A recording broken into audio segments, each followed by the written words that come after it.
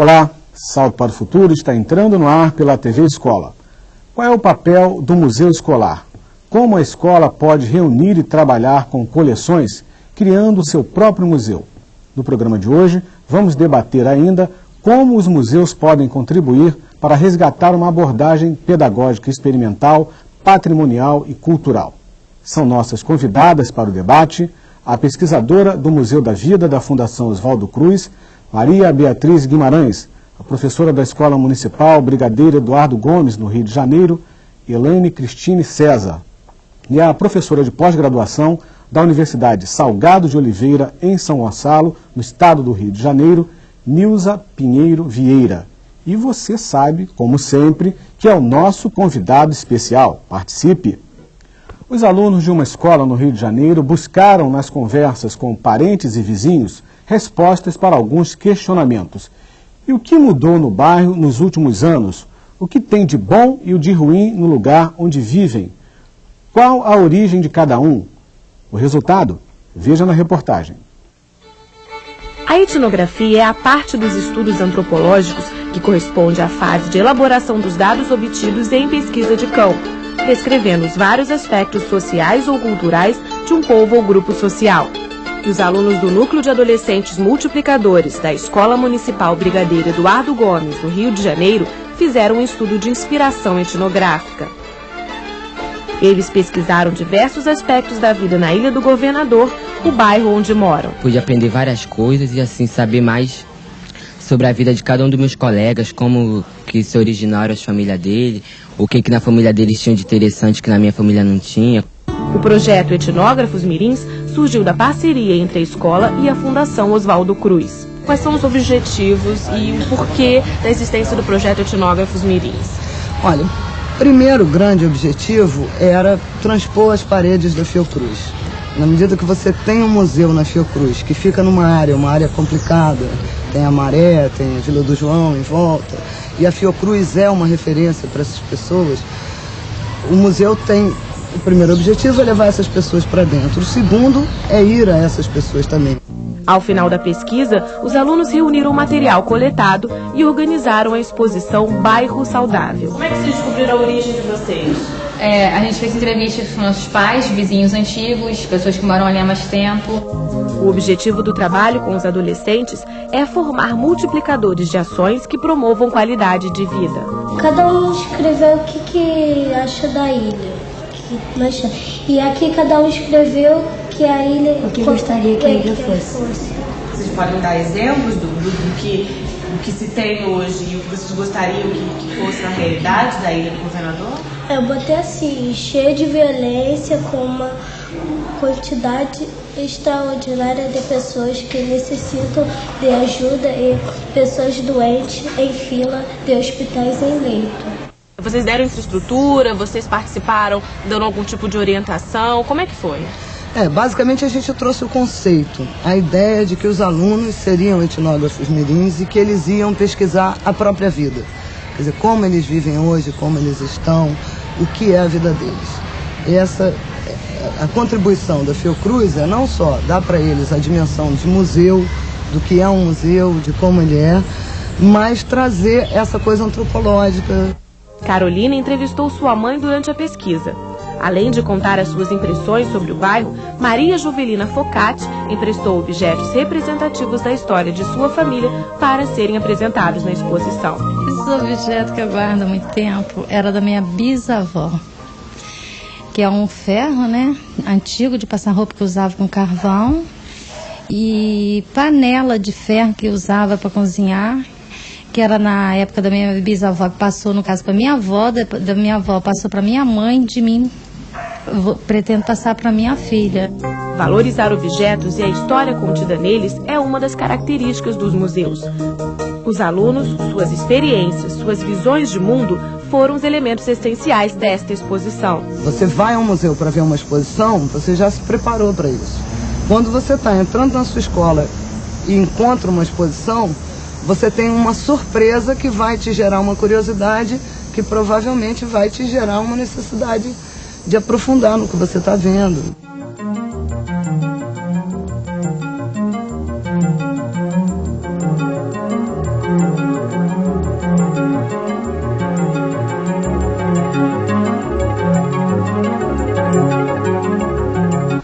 Eu queria começar com a Beatriz, a propósito da realização desse projeto que envolve a Fundação Oswaldo Cruz e a Escola Brigadeiro Eduardo Gomes. Eu percebi que os alunos têm também uma tarefa de fazer um levantamento, uma etnográfica, até mesmo dentro de casa. Essa metodologia, eu queria que você falasse um pouquinho da metodologia que está por trás desse trabalho. Então, a gente desenvolveu esse trabalho em parceria com a Escola Municipal Brigadeiro Eduardo Gomes, nós do Museu da Vida. E a intenção era fazer com que os estudantes pesquisassem sobre as condições de vida dele e o meio ambiente em que ele vive. E dando prioridade a temas mais relacionados à saúde, mas a gente entende saúde como, de uma maneira bem ampla, como qualidade de vida.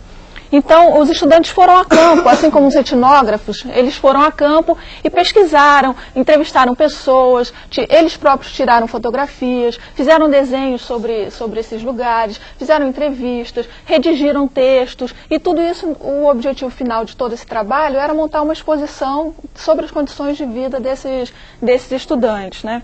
Então, eles foram, ao mesmo tempo que eles foram os etnógrafos da pesquisa, eles também foram os curadores da exposição. Eles aqui criaram todo e conceberam a exposição.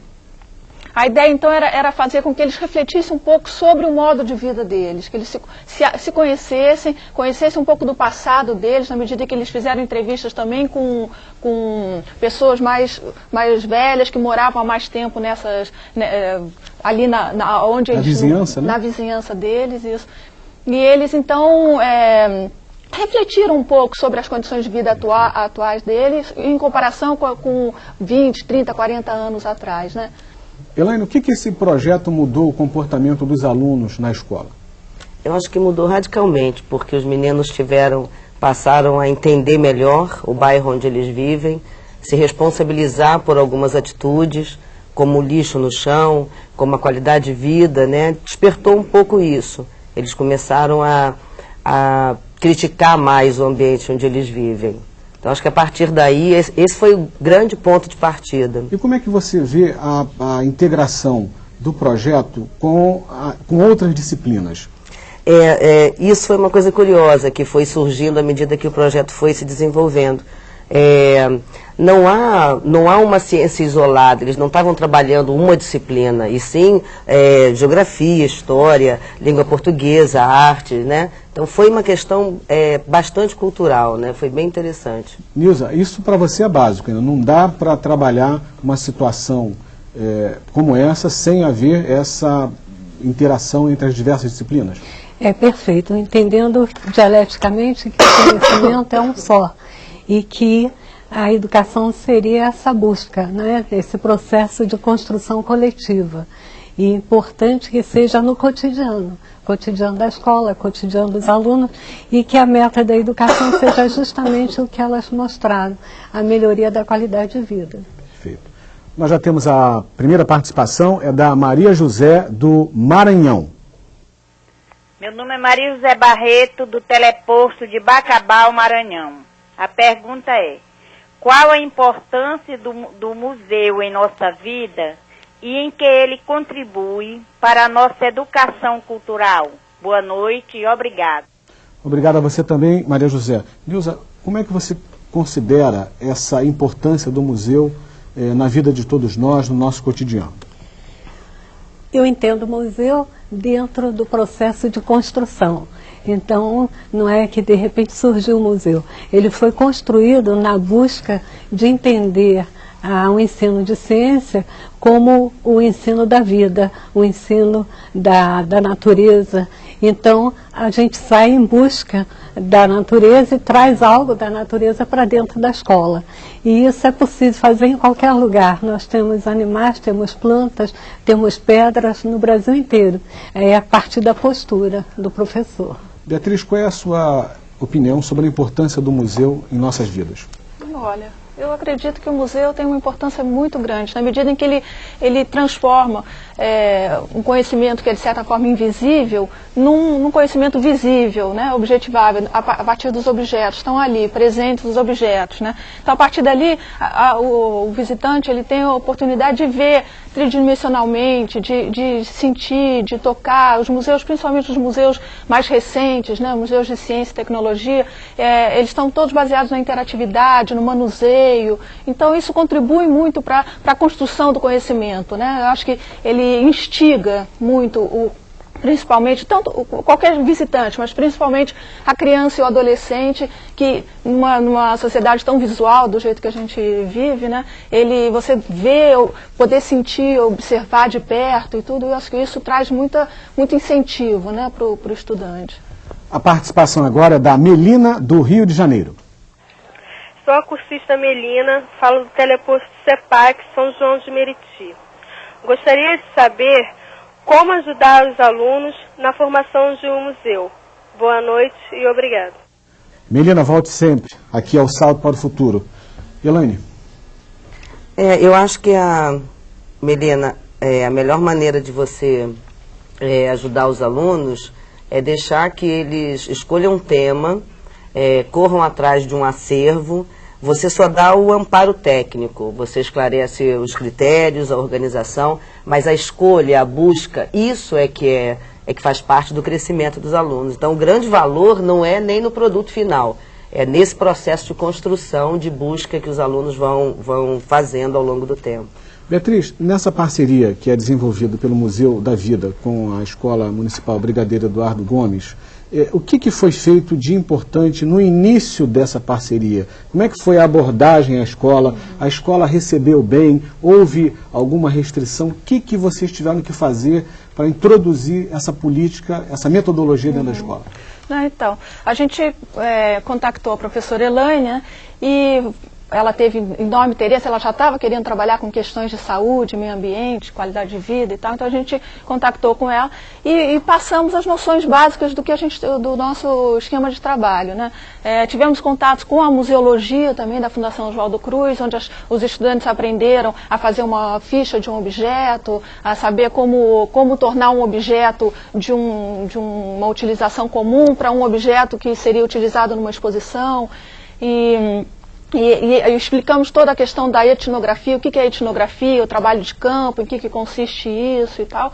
E eles foram apresentando sempre muito bons resultados. O primeiro trabalho que eles desenvolveram foi eles saberem sobre a relação de parentesco deles, da onde eles vieram, da onde que meu pai veio, da minha mãe veio, meus avós, meus bisavós. Então fizeram uma árvore genealógica sobre a vida deles, né? A partir daí a gente estava querendo trazer então as diferenças culturais de cada um, e isso para ser pesquisado em vários níveis, na alimentação, na cultura, em diversas instâncias. Foi muito bem aceito, o trabalho desenvolveu muito bem através do núcleo de adolescentes multiplicadores.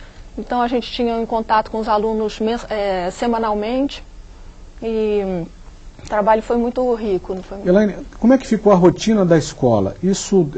Como é que vocês conseguiram adaptar essa atividade com o próprio desempenho dos alunos nas outras matérias, na grade curricular normal? Bom, o Núcleo de Adolescentes é um projeto da Secretaria de Educação, um projeto de extensão, e ele funciona fora do horário regular de aulas dos alunos, né? Então, isso já evita o choque entre o conteúdo curricular e uma atividade extra-classe. E aí o transtorno na escola é que, em alguns momentos, a gente é obrigado a invadir esse espaço regulamentar da escola. Né? O ganho, eu acho que o ganho é grande, ainda vale a pena o transtorno. Né? Mônica, perguntas? Como tornar os museus mais atraentes e significativos para o aprendizado dos alunos? Nilza, como fazer isso? Justamente parte de entender o processo ensino-aprendizagem da maneira apontada por Vygotsky, dar significado. Você pode, por exemplo, dar a zoologia como um repertório de nomes, ortópteros, dípteros, coleópteros, ou você pode mostrar na prática um besouro e mostrar que a asa de cima dele é dura, não é feito um estojo. E os cientistas, então, chamam batizaram, né, de coleóptera, cóleo, estojo, pítero, asa. E mostrar a diferença quando pega, por exemplo, um gafanhoto. As asas são retas. E aí, ortóptero, orto, a reta, pítero, asa. E com isso o aluno vai lidar com os animais já de uma forma diferente, entendendo e não com medo. Outro dia, por exemplo, eu estava no interior de Goiás, numa aula com professores, e entrou um besouro na sala. E foi um auê, não é? Eu me levantei calmamente da minha cadeira e peguei o besouro, levei para fora e deixei nas plantas, porque eu conheço. A diferença é essa. Perfeito. Vamos ouvir agora a participação da Luísa, do Rio de Janeiro. Boa noite. Sou Luísa Helena, professora da Escola Estadual Cônego Batalha, cursista do Teleposto Polo de Maricá, com a orientadora e supervisora Rosemary Mag. Diante da dificuldade do professor utilizar na sala de aula o que lhes é oferecido pelos museus, pensando na utilização das novas tecnologias, perguntamos: é viável a escola desenvolver projetos a partir de um museu virtual? Por exemplo, o site de Maricá possui um museu virtual com resultado de pesquisa arqueológica na cidade. Boa noite, obrigada. Boa noite, obrigada a você também, Luísa. Interessante essa experiência, né? E o que você acha disso, Elaine? Eu ainda acho... A ideia do museu virtual, se é possível... eu acho que preservar mais uma fonte de informação em pleno século XXI, eu acho que é fundamental. Dar acesso às crianças, permitirem que eles dominem mais uma linguagem, acho que isso é modernidade, não dá para se negar. Mas também a movimentação do aluno, a saída do ambiente escolar, a ida, existe muito mais do que... ficar parado em frente a um computador, né? Eu acredito que eles ganhem muito mais saindo do espaço escolar, vencendo esse limite, conquistando um novo espaço, se deslocando. Eu acho que isso também é importante, né? Acho que o virtual é só mesmo para usar a modernidade, mas lembrando que isso é só uma linguagem e não deve ser a única nem a melhor, é só uma linguagem. A participação agora é da Luciana, do Rio de Janeiro. Boa noite. Eu sou do Teleposto São João de Meriti, sou cursista do Instituto de Educação Moisés Henrique dos Santos. Pergunto: as atividades associadas às campanhas de prevenção de doenças e promoção de saúde também podem realizar antes ou durante o período de uma exposição itinerante? Obrigada e boa noite. Volte sempre ao Salto para o Futuro, Luciana. Beatriz, é possível utilizar uma exposição itinerante ou um espaço de exposição itinerante para passar também essas noções indicadas pela Luciana? Com certeza, Luciana. Acredito que é um momento, você tem equipamentos, né, objetos de exposição, todo um instrumental que auxilia muito nas campanhas de doenças, né? Recentemente a gente fez uma campanha contra a dengue lá na Fiocruz, no Museu da Vida, e tem várias exposições sobre doenças, e você tem a oportunidade sobre doença de Chagas, sobre várias doenças, de você mostrar aquilo de diferentes formas, né? Por exemplo, a criação onde o barbeiro se aloja, né, do tipo de casa, você constrói uma casa desse tipo. Então você faz todo um instrumental atrativo e que mostra a história da doença, a prevenção, a propagação. Eu acho que com certeza é muito útil isso. Nilza, alguns professores têm questionado a dificuldade de, mesmo depois de se ter o tema para exposição, encontrar o material, o acervo para essa exposição. Com sua experiência, o que você aconselha a esse professor? Qual é o teu conselho? Olha, de novo eu parto que é a sala de aula. E é o confronto mesmo de realizar o projeto dentro da sala de aula. Quebrar a matéria, como da forma que vem sendo dada, como um conteúdo que tem que ser cumprido. Passar a trabalhar como a nova LDB propõe, em projetos. Aí da própria sala de aula sairia a busca, né, para chegar a um começo, meio e fim. O fim poderia ser uma exposição. E aí a parte da construção do museu. Perfeito. Mônica? O e-mail, Marcos, é da Maria da Graça, de Minas Gerais, e ela pergunta como podemos aprender e tornar mais agradável o aprendizado a partir de coleções. Elaine. Eu acho que quando você cria uma coleção baseado no interesse do aluno, você já cumprindo uma etapa da aprendizagem. Então, você já venceu um momento inicial de inércia, né? A partir do tema que se cria, né, que seja de interesse do aluno, as coleções montadas a partir dali só servem para aumentar a questão da aprendizagem, né, a fixação dos conteúdos, só que de forma muito mais agradável, muito mais elaborada, porque está sendo construído, está sendo vivido pelo aluno, né, e isso faz parte da questão cultural, da construção cultural dele. Agora é a vez do João Batista, do Tocantins. Boa noite, especialistas, e um abraço especial à professora Nilza, que foi minha professora no curso de especialização em Araguaína, Tocantins. Pensando na sociedade tecnológica e competitiva, e conhecendo as limitações da região norte, pedimos sugestões de atividades que possa dar qualidade no conhecimento de nossos alunos, para que eles não fiquem em déficit a outros estudantes de outras regiões. Nilza, você conhece bem a região, esteve lá, o João Batista não esqueceu de você. Isso, fiquei felicíssima. Justamente, não é? Então, a região é rica em fauna, em flora. E aí, a partir daí, construir o conhecimento. Ao invés de se basear em livros que trazem a fauna e flora de outros lugares, sai em busca. O professor, em vez de repassador, passa a ser um instigador, um mediador e o sistematizador do conhecimento. Agora, é fundamental que o professor mude a postura, que ele entenda que ele é um investigador e leve os alunos a serem investigadores. De quê? Investigador da natureza, investigador do conhecimento. Bem, no próximo bloco vamos conhecer um museu escolar. Até já!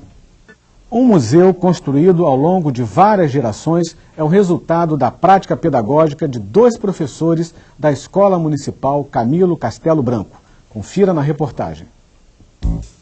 O hábito de ter coleções no espaço escolar vem sendo resgatado. Uma escola do bairro de Laranjeiras, no Rio de Janeiro, destinou o prédio anexo para reunir objetos e formar um museu. A Escola Municipal José de Alencar abriga o polo de Ciência e Matemática da Coordenadoria Regional de Educação da Zona Sul do Rio de Janeiro. 3 salas compõem um museu escolar que tem por objetivo ajudar os professores das mais de 100 escolas da região. Mas esse projeto de extensão vai além, oferece cursos de aprofundamento e orienta nas pesquisas e excursões. Tem sempre aquela visita inicial que a gente procurou levar todas as turmas daqui da escola e as escolas do entorno, que é aquela visita onde eles vão ter uma visão do todo. E depois, de acordo com a necessidade que vai surgindo na sala de aula, a gente tem a questão dos aprofundamentos, que pode ser feito tanto no próprio museu, como também o professor pode, se ele quiser, a gente pega o material que ele tiver necessidade e ele vai usar em sala de aula também. Estes alunos da 5ª série estão conhecendo as salas de ciências do polo pela primeira vez. Antes da visita, recebem orientações sobre o que vão encontrar. Então, uma coisa importante que eu sempre falo para todo mundo, que os animais aqui estão todos mortos, tá? Mas os animais têm muito tempo. Tem uns aqui que já estão assim, mortos assim aos 40 anos, pra vocês terem noção, tá? Então é tudo muito frágilzinho. Os estudantes conheceram um pouco mais das espécies que estavam na sala de meio ambiente e no Museu da Natureza. Isso aqui tem milhões e milhões de anos, os fósseis. Eles são um registro de seres que ocorreram no planeta há muito tempo atrás. Alguém sabe o nome desse? Baiacu. Qual é a defesa dele? Aí o que aparece? O bando de... Como é isso, imaginar um museu dentro da sua própria escola? É ótimo, porque aumenta a capacidade do aprendizado. Na seção onde estão os animais invertebrados, os insetos chamaram a atenção dos adolescentes. Eles descobriram como diferenciar uma borboleta de uma mariposa. Essa daqui, à noite, está dormindo. Quando ela está dormindo à noite, alguém consegue ver ela? Não. Tudo escuro? Não. Então não tem problema nenhum estar dormindo de noite, porque de noite tudo escuro. Agora imagina essa aqui dormindo de dia, toda coloridona. O que os predadores iam fazer logo?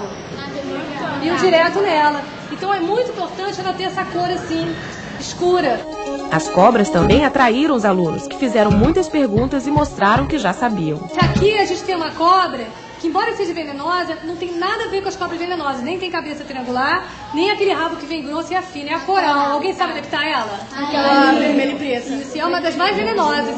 O que foi que você viu nessa exposição que você achou mais interessante? As cobras e as estrelas do mar. O peixe baiacu. O que você achou interessante nele? É legal quando o inimigo vem pegar ele incha todo, fica cheio de espinho. O museu está servindo ao conteúdo pedagógico, né? Ele está sendo usado como instrumento, não como fim em si.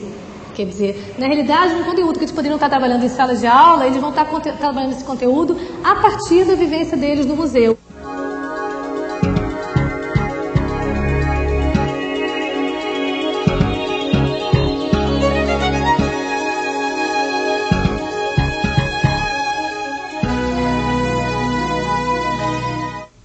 Nilza, qual é a sua observação a respeito da atividade que acabamos de assistir? E eu posso dizer que é a minha vida. Esse museu foi construído na minha prática pedagógica na Escola Municipal Camilo Castelo Branco, junto com o professor Walter. A professora em questão, que está trabalhando no museu, é a minha filha, professora Verônica Pinheiro Vieira, que foi minha aluna na escola pública de 5ª a 8ª série, e era minha criança, uma das minhas crianças professoras. A forma de trabalho, a metodologia, era quem aprende ensina ao outro. Então todos aprendiam, porque todos partilhavam da festa que é a natureza, entendendo a ciência como o ensino da natureza e do seu processo. E trazer isso para a sala de aula. Não só o museu, mas a gente ir lá também. Não é como aqui, não é? Uma das excursões nossas em plena mata, buscando a descoberta, né, o que se encontra, a curiosidade da criança é imensa. E cai a bagunça. Olha, nós fizemos aulas em ruas, aulas em calçadas, em qualquer lugar, porque é o que nós estamos trabalhando que prende a atenção. Aqui em Copacabana os carros passam e as crianças não olham, porque é muito mais instigador o que nós estamos vendo juntos. Agora, ao longo do processo, nós estamos construindo também o museu, porque uma sala nua e crua não tem a ver com o ensino da natureza. Então trouxemos pedacinhos da natureza para a sala de aula. E o mais bacana foram os próprios alunos que trabalharam nessa construção, como o baiacu, que a Verônica mostrou, não é? Foi feito pelos alunos e todo o resto do material também, não é? A conservação, né? O preparo deles. A pergunta agora é da Ana do Tocantins. Pode falar, Ana. Sou Ana Delplínia, coordenadora do teleposto Manuel Gomes da Cunha, Araguaína, Tocantins. A pergunta é: qual a importância do conhecimento dos museus para as séries iniciais? E como podemos trabalhar e mostrar essa importância nessas séries se na nossa cidade nós não dispomos de um museu? Obrigada e boa noite. Ana, volte sempre ao Salto para o Futuro. Elaine, quando não se tem esse equipamento por perto, o que fazer? É um grande desafio, né? E é desafio, Ana, que você aceitou quando resolveu ser professora. É fazer milagre, né? É trabalhar, apesar de todas as adversidades, eu acho que você está na chuva, então tem que correr atrás de superar essas dificuldades. E de que maneira você faz isso? Primeiro se qualificando, porque a gente só pode ensinar aquilo que a gente conhece.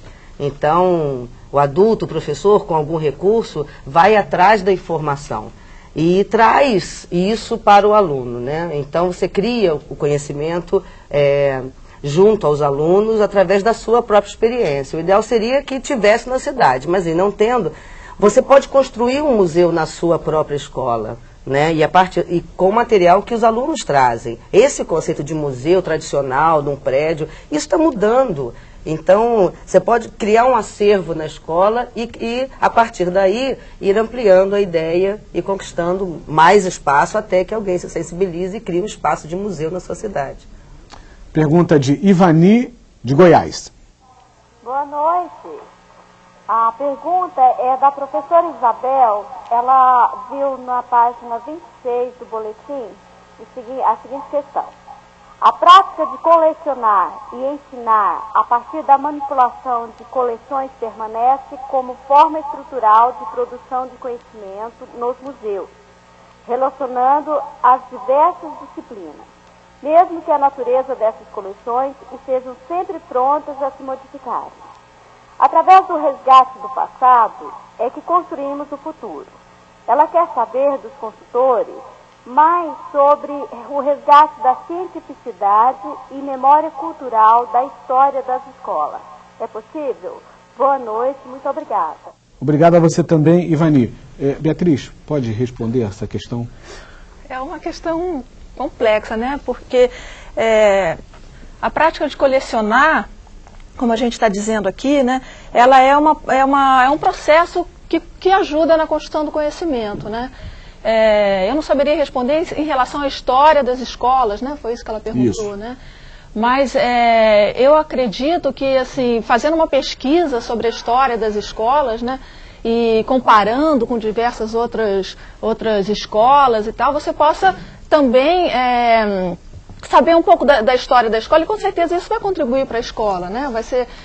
Vai ser rico para ela, porque colecionar é sempre bom, né? Você criar uma coleção, porque você cria um ponto de vista, você recria aquilo de um modo que é próprio do colecionador, né? Você escolhe o significado que você quer dar àquela coleção, então isso é muito rico. Se ela está nesse campo da história, da escola, eu acho que a pesquisa toda de levantamento de dados, de acervos que ela pode obter com isso, vai ser um trabalho bastante rico, né? Um trabalho de pesquisa mesmo. Nilza, na sua opinião, qual é a importância da comunidade também se apropriar desse potencial do museu? Pois é importantíssimo. Na minha história pedagógica, nós não tínhamos como agora o apoio que se tem através do Progestão, né, que leva a trabalhar em projetos, ou do Plano de Desenvolvimento da Escola, o PDE, que também leva ao trabalho com projetos. Então isso era feito por iniciativa própria. E sempre a chamada para a comunidade, né? A comunidade vir ver. Num certo momento da história, nós conquistamos o quintal da escola para fazer um mini parque ecológico. E aí foi a festa maior, porque recebíamos outras escolas, alunos de todas as idades, professores de outras escolas, estagiários, para ver como nós funcionávamos, como nós trabalhávamos a nossa prática pedagógica. A pergunta agora é da Clatione, do Mato Grosso. Nossa escola estará completando, no mês de julho, 50 anos de fundação, e estamos às voltas com os preparativos de comemoração do nosso jubileu de ouro. Bom, os estudos do Salto para o Futuro com relação ao museu veio-nos a ideia de organizar o nosso próprio museu. Perguntamos, como começar a organizar o nosso museu a curto prazo, mesmo sem recursos financeiros? Obrigado, Clatione, por sua participação. Beatriz, qual seria o primeiro passo nessa iniciativa que a Clatione e os parceiros delas lá no Mato Grosso vão executar com certeza? Olha, acho que o primeiro passo é começar com a questão das coleções mesmo, né? De colecionar o que for acessível para eles naquele momento, né? Sobre a história, tudo que eles tiverem sobre a história da escola, sobre os espécimes naturais que eles podem encontrar, sobre o modo de vida, sobre questões culturais. Eu acho que é o enriquecimento que você vai pesquisando e vai levantando dados e acervos sobre... E uma coisa vai puxando a outra, né? E uma coisa vai puxando a outra, né? Mônica? A Tereza Cristina, de São Paulo, quer saber que coleções podemos incentivar em crianças de educação infantil? Elaine? Eu acho que na questão infantil você tem o lúdico, né? Você tem essas questões da imaginação da criança. Eu acho que coleções ligadas à realidade delas primeiro. E aí, Tereza, eu acho que é o seu convívio com elas, né, que vai dizer para você qual é. Elas dizem para você, os alunos dizem tudo para a gente pensa que sabe o melhor e, na verdade, eles estão o tempo todo sinalizando para nós qual é o melhor caminho. Então é sensibilidade para perceber isso que a criança está dizendo. Então acho que começa com as histórias em quadrinho, objetos, principalmente objetos pessoais. Isso cria um vínculo da criança com aquilo que está fazendo, trazer de casa objetos que façam parte da história de vida delas. Eu acho que isso é importante. Vamos ouvir agora a Natália, do Rio de Janeiro. Sou Natália, aluna do curso normal, cursista Teleposto Pós de Maricá, e pergunto, como o professor pode trabalhar com seus alunos das séries iniciais do ensino fundamental, visando desenvolver o gosto pela prática de colecionar, já que percebemos ser hoje uma prática pouco presente entre os menores? Obrigado e boa noite. Obrigado a você também, Natália. Nilza, como despertar na criança, principalmente nos alunos das séries iniciais, essa importante atividade que é a coleção? Primeiro é o próprio bicho vivo, né? Eu vejo mais trabalhar, os pequenos, trabalhar com a fauna viva. Então, porquinhos da Índia, coelhos, pintinhos, se possível criar um pato no quintal da escola. Agora, e parte também para os insetos. Eles já se familiarizarem com a variedade animal e vegetal e tentar uma certa sistematização de classificação. Isso é fácil de fazer. Agora, tem que partir, como a minha colega falou, o professor tem que se qualificar, né? O ponto fundamental que eu vejo que impede o professor de se mexer é a falta de qualificação. Mas, de novo, nós estamos com apoio pela nova LDB, que leva à formação continuada do professor. Tem acontecido cursos no Brasil inteiro, né, que levaram o professor a avançar. Agora, ele precisa ter mais conhecimentos específicos da sua própria matéria, para poder também ter esse avanço. Perfeito. Mônica? A pergunta é da professora Elaine, aqui do Rio de Janeiro.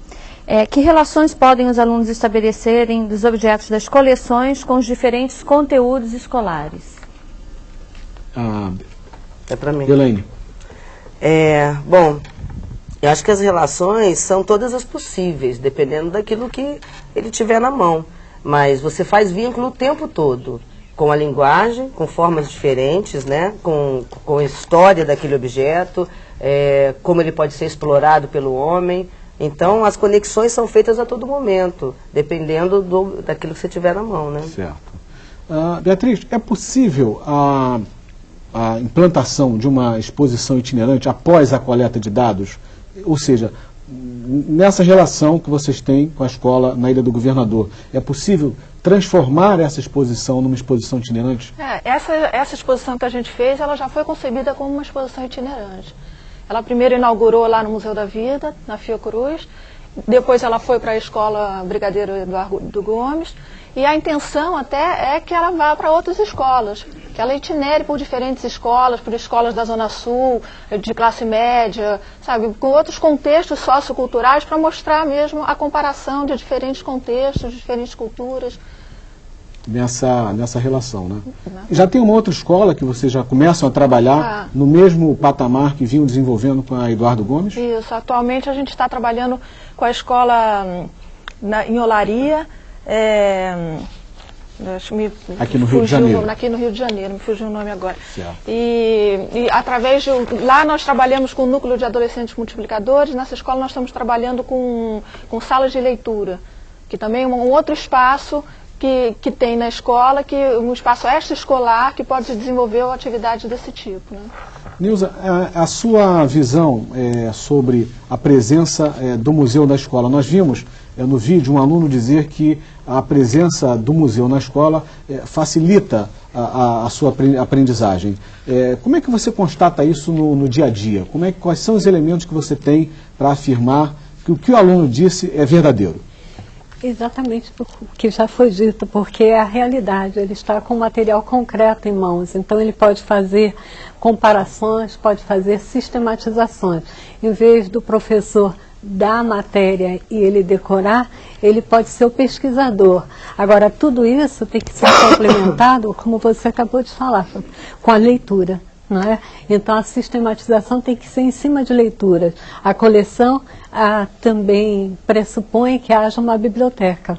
O professor vai ter que trabalhar tanto na construção da coleção como da biblioteca, porque muita coisa ele não vai saber responder se não tiver os livros.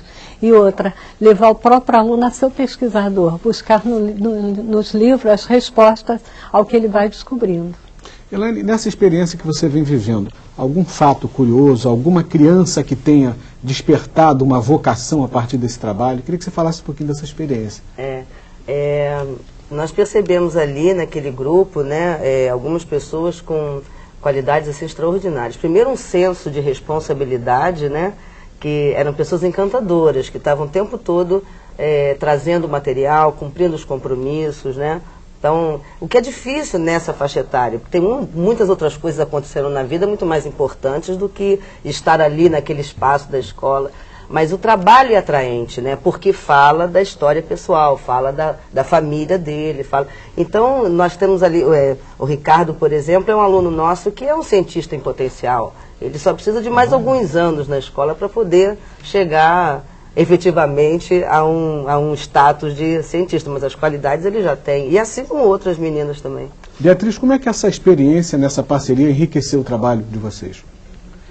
Para a gente está sendo muito rico, porque era uma necessidade que a gente sentia de manter um trabalho continuado com as escolas, principalmente as escolas do entorno da Fiocruz, né? E porque, em geral, as escolas vão ao museu e passam uma tarde ou uma manhã e vão embora. Então a gente não tem muito o retorno dessa visita, né? E com esse trabalho a gente está tendo toda a construção. Eles já visitaram o museu várias vezes, e a gente fica com o retorno deles na construção de uma exposição, da elaboração de uma exposição, como é que é, e todo o processo de construção. Para a gente foi muito rico, e a gente tem também assim, um outro ponto que a gente fica, eles nos dão as condições de vida que eles estão vivendo atualmente, os problemas que eles enfrentam, tudo é levantado nisso. A busca de soluções, eles colocaram a ilha que eles gostariam de ter, os desejos, as vontades, então todo o universo simbólico deles. Isso trouxe para a gente de uma forma muito clara, bonita, por forma de maquetes, de desenhos, de fotografias. Então, é um trabalho muito rico. Nilza, gostaria de complementar? Justamente o Polo de Ciências vem fazendo isso também, não é? E é uma das boas iniciativas da Secretaria de Educação do município do Rio de Janeiro. São polos de ciência e matemática. Eles recebem os professores e recebem alunos de outras escolas a essa interação, tanto com os alunos como com o professor, e também o apoio de empréstimo de material, de empréstimo de livros. Isso é importantíssimo porque vai elevando, né, o nível cultural dos professores e dos alunos. A Elaine falou no nível de comportamento e do compromisso, né, dos alunos na realização das atividades. E você mostrou uma foto aí que você procurou caracterizar, que estava todo mundo concentrado, não tinha algazarra, não tinha bagunça, enfim, todo mundo ligado na atividade, né? Perfeito. Que poder transformador é esse? É o poder deles serem os pesquisadores. Eles não estão ali aprendendo uma matéria que eu estou dando. Eles estão descobrindo, estão por si só avançando no seu pensamento, né? E caminhando. E é o caso das vocações. Nós temos várias, né? Vários dos nossos ex-alunos se encaminharam para a ciência. Alguns dos animais que foram mostrados nos vídeos, preparados por eles, agora há um doutor em zoologia, há outros que trabalham em universidades. Então as vocações aparecem porque eles estão lidando, estão construindo conhecimento, estão sendo instigados a ir cada vez mais longe. E além disso, a interação com o outro quebra aquela de alguém conseguir uma nota muito alta e os outros fracassarem. Todos têm que avançar, porque todos estão empenhados na mesma busca. E se alguém fica para trás, o colega ajuda. São as parcerias entre eles mesmos, né, fazendo avançar o conhecimento, como o Vygotsky mostra, né, partindo do que já sabe para o que está próximo de saber, mas precisa de ponte. Quem vai fazer a ponte, muitas vezes, não é o professor, é o colega que está interagindo com ele. Então, precisa que o professor acredite nisso e quebre a sua aula, proporcionando esse jogo. Depois do intervalo, nossas convidadas destacam os principais pontos do debate. Salto para o Futuro volta já. Salto para o Futuro está de volta, hoje debatendo a importância do museu escolar. A partir de agora, as nossas convidadas fazem suas considerações finais sobre o tema. Nilza, as suas considerações finais, por favor. Eu resgataria palavras do Gadotti, né, que o professor tente ser um gerenciador e não um repassador, e que busque também desenvolver a sensibilidade. E com isso ele vai quebrar a matéria. Se, por exemplo, ele tentar trabalhar sobre grandes generalizações, revendo os temas, voltando aos temas, sempre aprofundando eles mais, ou cada tema mais, e ele tiver o cuidado de ir caminhando em pressupostos, que ele vai sabendo se colocar, né? Então seria essencial ter o museu em mãos, porque desperta no aluno a vontade e ele pode ampliar, não é, para temas variados, vindo dos próprios alunos, não só trazidos por eles. Nilza, como tem sido o trabalho de formação de monitores? Bom, eu vou de novo pegar a minha experiência pedagógica, né, no município do Rio de Janeiro. A ideia é a abertura da criança falar, a criança dialogar com a natureza e o professor entra como mediador. Agora, a partir daí, o professor tem que estar percebendo os que avançaram, os que estão sendo travados, e aí encaminhar os que avançaram para fazer avançar os outros. Então são as parcerias duplas ou trios, não é? Eu inclusive faço isso com os professores no pós-graduação, eu trabalho com eles em grupos de 3. Eles têm que chegar a uma monografia no final, então todo o trabalho é feito em grupo de 3. Se eu puser grupos maiores, às vezes uns se perdem, né? Então grupos pequenos. E aí vai havendo a monitoria entre eles. Agora, de vez em quando, a gente tem situações onde se amplia, precisa um monitor ou 2. Não é? Elaine, suas considerações finais. Eu acho que o professor tem que estudar, o professor tem que se qualificar, porque só assim a gente consegue preparar melhor esses alunos que estão aí na mão da gente, e a gente tem muita responsabilidade sobre isso. E se não quisesse ter essa responsabilidade, escolhesse uma outra profissão. A partir do momento que você estuda, você amplia o grau de visão, né? Você aguça a sua criticidade. E isso leva a um processo de transformação muito grande que começa pelo próprio professor, né? E é claro que se isso é a sua prática, você passa isso para o seu aluno. O professor tem que saber ouvir, tem que ter sensibilidade. As respostas estão todas ali na frente, através de demonstrações, de ações dos alunos que estão sinalizando o caminho para a gente, e a gente às vezes não quer perceber. É mais cômodo ficar no tradicional, é mais cômodo ficar naquilo que a gente conhece o caminho, porque sabe exatamente onde vai dar. Mas o importante é ousar, porque quando você ousa, você erra e você aprende, e aí você cresce com isso.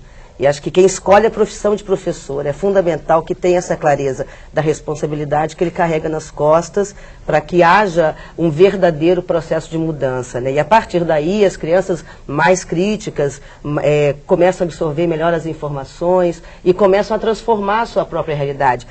A vida deles é assim, mas não precisa necessariamente ser assim. E para mudar isso, eu acho que a cultura, no sentido não enciclopédico, mas a cultura que ele constrói com a visita a museu, com leitura de livros, com a troca de informações com o professor não tem que saber dar todas as respostas, mas sim buscar e mostrar os caminhos, né, onde ele vai encontrar essas respostas, mas ele por si só. Beatriz, suas considerações finais. Bom, eu gostaria de incentivar a disseminação dessa metodologia que a gente está trazendo para cá, né? Essa experiência que a gente está desenvolvendo, né? Porque é uma experiência que pode ser desenvolvida em qualquer lugar, em qualquer escola, qualquer professor tem condições de desenvolver isso. Tanto, acho que a experiência que a Nilza traz, da coleção de objetos, mais da questão da biologia, de objetos naturais, quanto essa experiência que a gente traz dos etnógrafos mirins, né, que a gente está chamando de etnógrafos mirins, porque ela pode ser desenvolvida pelos professores, e os professores têm condição de fazer isso, e eu acho que é algo que possa ser feito fora da sala de aula, mas que reúne todas as disciplinas, e trabalha muito com a criação artística, que isso dá muito estímulo aos estudantes, eles em geral gostam de trabalhar com isso. Então você alia a pesquisa científica através da observação e da pesquisa de campo etnográfica, a concepção da museologia, de você conceber uma exposição, e ainda a questão da arte, que o tempo todo os estudantes vão estar trabalhando com a arte, né? Então, eu acho que é um meio em que os estudantes podem refletir muito sobre as condições de vida dele, pensar sobre essas condições de vida, por que eu tenho essas condições de vida, meu vizinho tem outro, o outro tem outro, meu avô teve um outro, ela pode melhorar? Eu posso buscar solução para isso? Não tem coleta de lixo na minha rua? Por que não tem? Será que eu posso fazer alguma coisa para ver essa coleta? Sabe? Estão poluindo aqui e ali, será que eu posso fazer alguma coisa? Eu estou vendo que isso está acontecendo. Então eu acho que ele o tempo todo vai estar buscando soluções para isso, refletindo sobre a vida deles mesmo, sobre a maneira como ele se cuida, como ele vive, como ele se alimenta, em todos os sentidos. Sabe? Okay. Bom, para conhecer os detalhes relativos às exposições itinerantes do Museu da Vida, você pode consultar a página da internet, que o endereço é www.museudavida.fiocruz.br, repetindo, www.museudavida.fiocruz.br. Salto para o Futuro de hoje fica por aqui. Eu quero agradecer as participações de Maria Beatriz Guimarães, pesquisadora do Museu da Vida, da Fundação Oswaldo Cruz, da professora Elaine Cristine César, da Escola Municipal Brigadeiro Eduardo Gomes, no Rio de Janeiro, e da Nilza Pinheiro Vieira, professora de pós-graduação da Universidade Salgado de Oliveira, em São Gonçalo, no estado do Rio. No programa de amanhã, vamos abordar a relação do professor com o museu. Você não pode perder o último programa da série Ciência e Vida Cotidiana, parceria Escola e Museu. Então, até lá!